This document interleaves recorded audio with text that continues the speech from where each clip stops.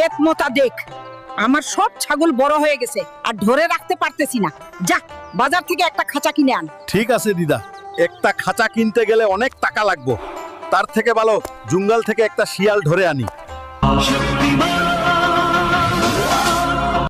এই শালা শিয়াল, চল আমার সাথে, ছাগল পাহারা দিতে না গেলে তোর নুঙ্কু কেটে দিমুরে পাগলা।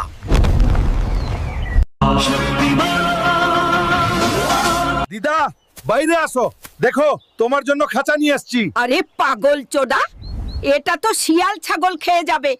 আরে দিদা, এই শিয়াল ছাগল খাই না, ডিম খায়। এই তো ছাগল পাহারা দিবে। তাহলে তো সেই মজা।